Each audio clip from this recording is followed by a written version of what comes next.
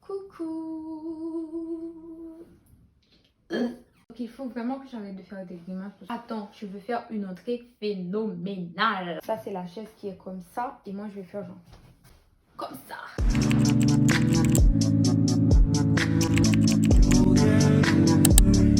Coucou. Moi, je m'appelle... Non, je vais pas commencer par comme ça.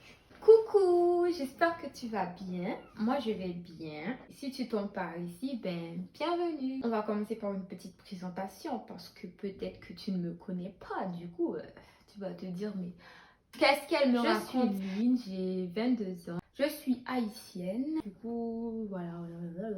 Je suis étudiante en Russie. Alors, petite correction. En vrai, je m'appelle Bergeline. Sauf que mes amis m'appellent... Lynn. Du coup, je préfère qu'on m'appelle Lynn comme ça. On rentre pas trop dans mon intimité. Ok. Alors, j'ai décidé de lancer une chaîne YouTube après 1000 ans. Que depuis 2016, j'étais trop accro à cette application, ma petite soeur et moi. Mais on n'a jamais eu le courage. Et du coup, désolée. J'ai décidé de le faire parce que tu sais quoi, ben, on ne vit qu'une fois du coup.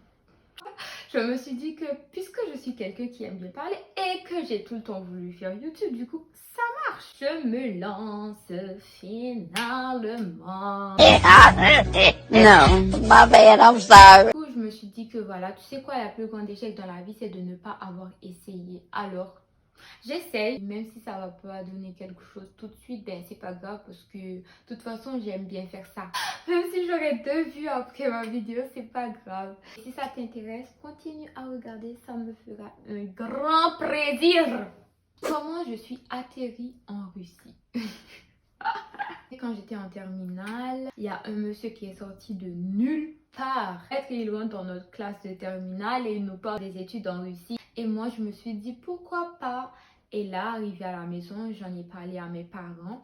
Quoique j'avais tellement peur de parler à mes parents. Même pour aller derrière la barrière là, c'est compliqué.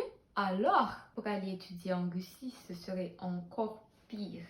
J'ai quand même pris mon courage à deux mains et je me suis dit, voilà, je vais le dire. Et s'ils acceptent, ils acceptent. Et s'ils n'acceptent pas, ben tant pis. Du coup, j'en ai parlé à mon père. Il a accepté. Pourquoi j'ai choisi d'étudier en Russie? C'est parce que ici, les études ne sont pas très chères. C'est vraiment la seule raison qui a fait que j'ai voulu étudier en Russie. Parce que, voilà quoi. Comment est la vie là-bas? Je dirais que la vie, elle est là. Comment ça, la vie, elle est là? Ça va, genre, il y a des côtés positifs, il y a des côtés négatifs, comme dans toute autre chose, bien sûr. Du coup, ben, on s'y fait, on profite du côté positif et on s'y fait avec les côtés négatifs. Voilà. Le premier jour où j'étais arrivée, j'ai pleuré. Pourquoi tu as décidé d'aller étudier dans un pays aussi éloigné du tien? Une seconde. J'ai quand même assumé. J'ai rien dit à mes parents que oh mon Dieu, je regrette. Oh mon Dieu. Déjà, c'est le premier jour. Je vais pas appeler mes parents pour chialer, pour dire que ah, je veux rentrer et tout. Non, c'est pas possible en fait. Ils vont me tabasser derrière le téléphone. Et du coup, j'ai complètement assumé ma décision. Tous les jours passaient, on allait à l'école, on apprenait la langue et tout. J'ai commencé à m'adapter.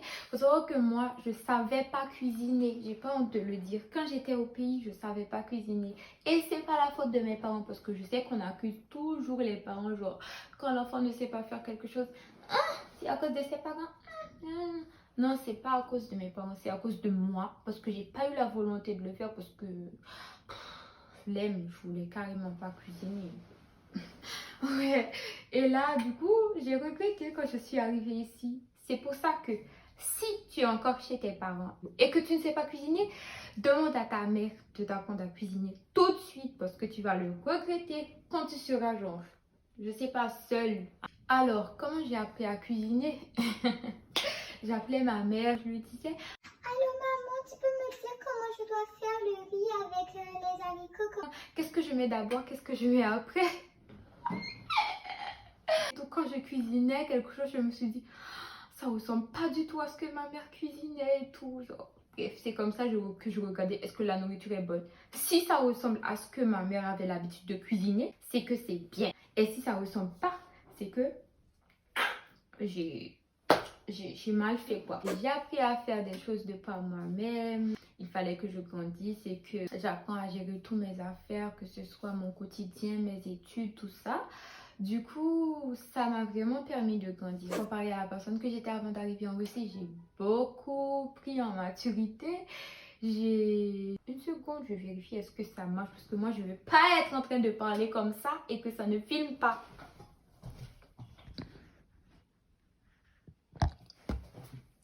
Ok, ça filme. En gros, pour résumer mon expérience depuis ces 3 dernières années, je dirais que j'ai dû faire face au côté positif et au côté négatif et j'avance.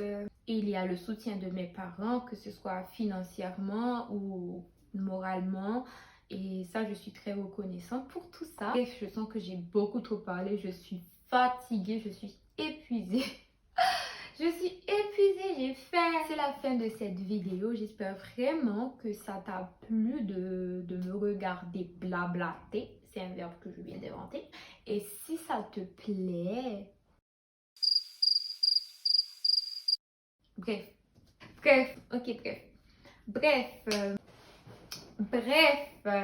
Je suis pas à l'aise. C'est la fin. On se voit pour la prochaine vidéo. Bye.